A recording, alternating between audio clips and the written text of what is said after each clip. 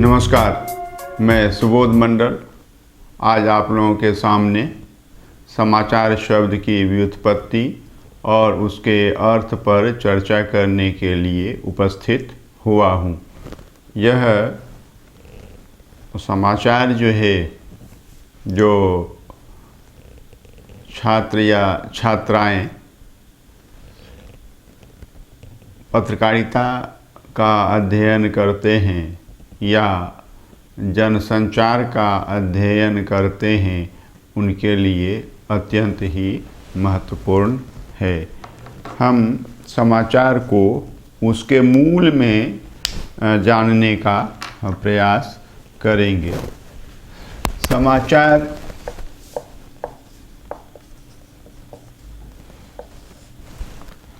में मूल शब्द जो है वह चार है। समाचार में मूल शब्द चार है और यह समाचार शब्द संस्कृत का है और हिंदी में इसको तत्सम शब्द कहेंगे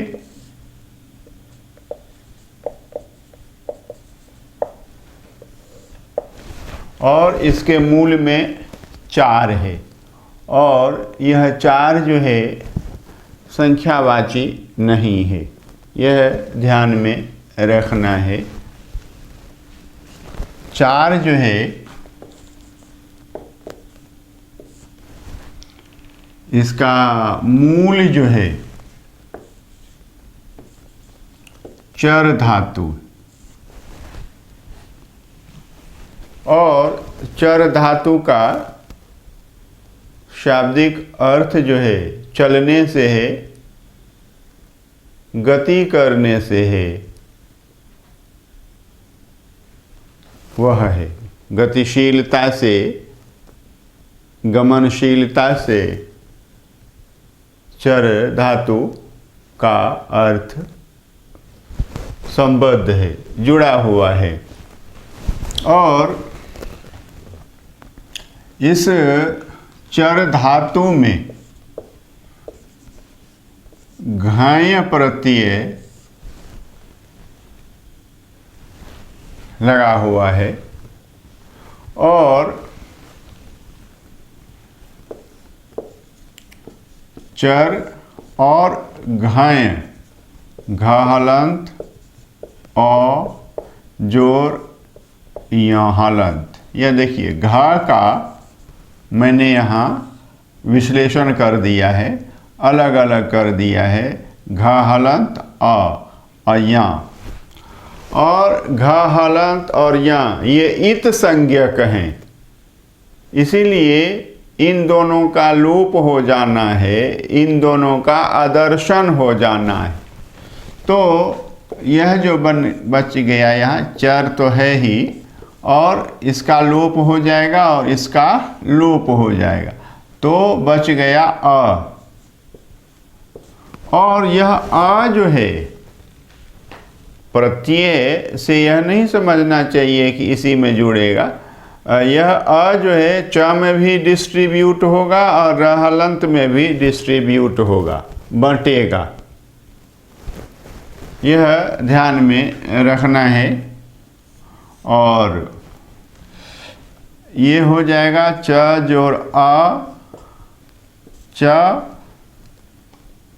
और जोड़ आ यहाँ से आया है और फिर रहलंत और जोड़ आ, ये आ भी यहीं से आया है, यह आ जो है यहाँ से आया हुआ है। तो च जोड़ आ, चा, अकः सवर्णे दीर्घ, आ और आ मिलकर के क्या हो जाता है, आ हो जाता है।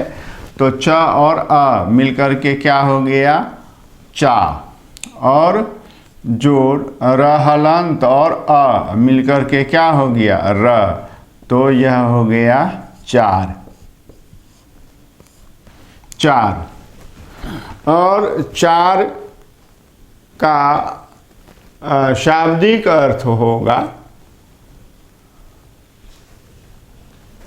जिसमें गमन करने की प्रवृत्ति हो, जिसमें गमन करने का भाव हो। जैसे रम धातु में भी घय प्रत्यय लगाते हैं तो राम शब्द व्युत्पन्न होता है, और इसमें फिर सुप विभक्ति लगाएंगे तो चारह वगैरह ये शब्द निष्पन्न होंगे। तो चार शब्द चर धातु में घय प्रत्यय के योग से बना हुआ है, और यह गत्यर्थक है, गमन करने के अर्थ में है। चार, जिसमें गमन करने का भाव हो, जिसमें गमन करने की प्रवृत्ति हो, जिसका स्वभाव गमन करना हो, जिसका नेचर, जिसकी कुदरत गति करने की हो। तो यह चार शब्द हमने देखा है। यह चार जो है यह है चर से आया हुआ है, चार। और अब इसमें आ उपसर्ग लगाए तो आचार शब्द बना है। आचार का मतलब होता है व्यवहार। आचार का मतलब होता है व्यवहार। और फिर इस आचार में सम उपसर्ग लगा है तो महलंत और आ, माँ और चार, समाचार। सम जो है यह सम्यक का अर्थ देता है, संपूर्णता का अर्थ देता है। यह हमें ध्यान में रखना है। और इसका अर्थ हुआ, चार समझ चुके हम, जिसमें गति की प्रवृत्ति हो, जिसमें गति का भाव हो। आचार मतलब व्यवहार, और सम लगा देने से सम्यक या संपूर्ण व्यवहार, सम्यक या संपूर्ण व्यवहार, यानी व्यवहार की संपूर्णता या समग्रता।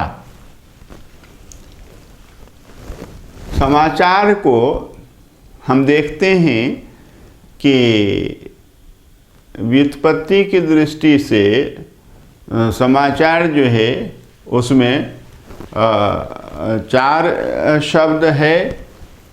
गति करने की प्रवृत्ति, गति करने का भाव है, यानी जो गति करता है वह ही समाचार हो सकता है। जिसमें गतिशीलता होती है वही समाचार होता है। जिसमें संसरण की प्रवृत्ति होती है, प्रसरण की, फैल जाने की प्रवृत्ति होती है, वही समाचार होता है। समाचार वो जब भी घटित होगा तो वो अपने आप फैलेगा, और जितना दबाना चाहेंगे उतना फैलेगा। उसका स्वभाव है फैलना।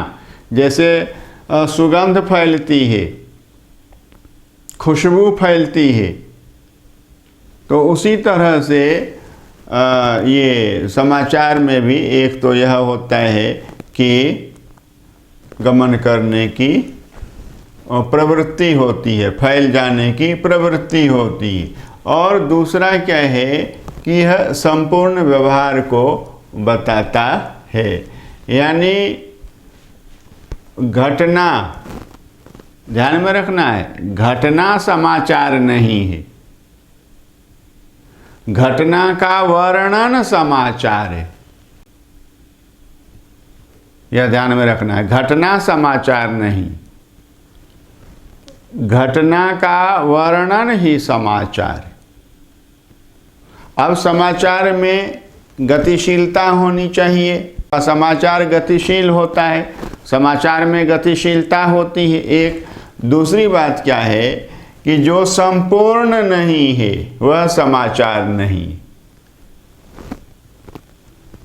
संपूर्णता होती है समाचार में। समाचार की दो प्रवृत्तियां, गमन करने की प्रवृत्तियां, फैल जाने की प्रवृत्तियां या प्रवृत्ति, और एक प्रवृत्ति गमन करने की, फैल जाने की, प्रसरित हो जाने की, प्रसार पाने की, और दूसरी प्रवृत्ति है कि संपूर्णता की। जो गतिशील है और संपूर्ण है वही समाचार। समाचार जब हम वो लिखते हैं तो कई प्रश्नों का समावेश होना चाहिए उसमें। जैसे सबसे पहले क्या,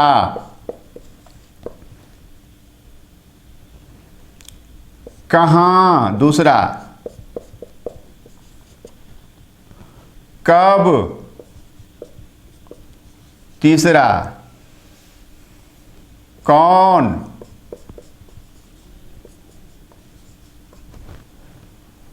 किसने या किस कारण से,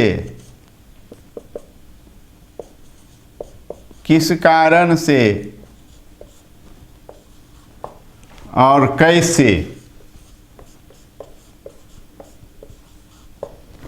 कोई घटना घटी, क्या घटना घटी, कब घटी, कहाँ घटी, और घटना के पीछे कौन है और किस कारण से वह पीछे है और कैसे घटना घटी। तो जिज्ञासा जो है, जिज्ञासा जो है वह शमित हो जानी चाहिए, जिज्ञासा शांत हो जानी चाहिए, और जिज्ञासा शेष रह जाती है, जानने की इच्छा बची रह जाती है। तो समझा जाना चाहिए कि वह समाचार सही अर्थ में समाचार नहीं है, क्योंकि उसमें पूर्णता का अभाव। और समाचार को कोई भी रोकना चाहेगा वो रोक नहीं सकता है, और जो रोक लेता है, रुक जाता है, वह समाचार नहीं। यह भी समझना है। तो समाचार को हमने देखा है, समाचार के जो शाब्दिक अर्थ होते हैं वह सूचना, समाचार का शाब्दिक अर्थ सूचना, खबर, हालचाल, वृत्तांत, नई खबर या ताज़ा खबर। तो समाचार के शाब्दिक अर्थ ये होते हैं, सूचना और वृत्तांत, यह है सूचना, वृत्तांत, हालचाल,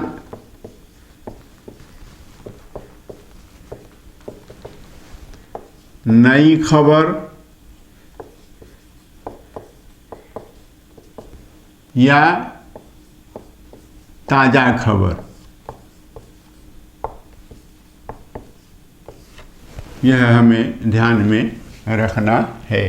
तो आज हमने समाचार शब्द की व्युत्पत्ति जानी है, और व्युत्पत्ति के अनुसार समाचार शब्द का अर्थ जाना है, और समाचार की परिभाषा को इस शब्द की व्युत्पत्ति के अर्थ के माध्यम से जानना चाहा है, और समाचार का शाब्दिक अर्थ जाना है। फिर अगले वर्ग में हम समाचार की कई प्रकार की परिभाषाओं पर चर्चा करेंगे। बहुत बहुत धन्यवाद।